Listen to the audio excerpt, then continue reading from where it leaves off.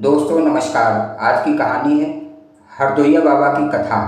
हरदोइया बाबा का जन्म लगभग 18वीं सदी में उत्तर प्रदेश के हरदोई जनपद के किसी गांव में हुआ था। उनके जन्म की तिथि या नाम के विषय में ऐतिहासिक साक्ष्य कम हैं, क्योंकि बाबा को लेकर अधिकांश जानकारी लोक कथाओं, जनश्रुतियों और गांव-गांव में चलती हुई लोक गाथाओं से प्राप्त होती हैं। बचपन से ही बाबा अत्यंत विलक्षण और ध्यानमग्न प्रवृत्ति के थे। अधिकतर समय एकांत में रहते, साधना करते और मंदिरों में भगवान की सेवा में लगे रहते। कहा जाता है कि उन्हें बचपन से ही अलौकिक शक्तियों की प्राप्ति थी। हरदोइया बाबा की साधना का केंद्र जनपद हरदोई के आसपास के वनों, कुंजों और नदी तटों पर था। वह घंटों तक तप में लीन रहते थे और कठिन तपस्या के माध्यम से ब्रह्मज्ञान की ओर अग्रसर हुए। कहते हैं कि उन्होंने वर्षों तक अन्न जल के केवल वायु और सूर्य के सहारे शरीर का पालन किया। उनकी साधना से प्रसन्न होकर कई देवताओं ने उन्हें दर्शन दिए। विशेष रूप से हनुमान जी, काली माता और शिव जी से उन्हें सिद्धियां प्राप्त हुई। उन्हें भूत प्रेत, रोग, शोक और तांत्रिक बाधाओं को दूर करने की दिव्य शक्तियां प्राप्त हुई। जैसे जैसे उनकी साधना सिद्ध होती गई, वैसे वैसे हरदोइया बाबा की ख्याति दूर दूर तक फैलती गई। लोग उन्हें कायाकल्प के संत, रोगहर्ता बाबा और चमत्कारी योगी कहकर पुकारने लगे। उनके कई चमत्कार आज भी स्थानीय लोकगीतों और भक्तों के अनुभवों में सुनाई देते हैं। रोगी को स्वस्थ करना। एक बार एक व्यक्ति को कोढ़ हो गया और सभी चिकित्सक उन्हें असाध्य मान चुके थे। वह बाबा की शरण में आया। बाबा ने केवल भस्म दी और आशीर्वाद दिया। कुछ ही दिनों में उनका शरीर पूर्णतया स्वस्थ हो गया। कुछ दुष्ट तांत्रिकों ने बाबा की शक्ति की परीक्षा लेनी चाहिए और उन पर तंत्र का प्रयोग किया, लेकिन उन सभी तंत्र उल्टा पड़ गया और वे मूर्छित होकर बाबा से क्षमा मांगने लगे। एक बार गांव में भयंकर सूखा पड़ा। किसान बाबा के पास आए और वर्षा की प्रार्थना की। बाबा ने आकाश की ओर देखा, मंत्र जप किया और कुछ ही घंटों में मूसलाधार वर्षा होने लगी।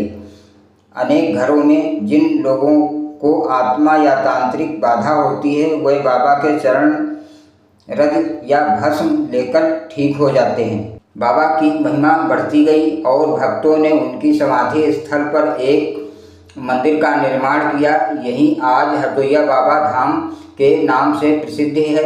यह प्रतिवर्ष विशेष मेले और भंडारे होते हैं। बाबा का धाम लोगों की श्रद्धा का प्रमुख केंद्र है। यह स्थान न केवल उत्तर प्रदेश बल्कि मध्य प्रदेश, बिहार और राजस्थान तक भक्तों के लिए आस्था का केंद्र बन गया है।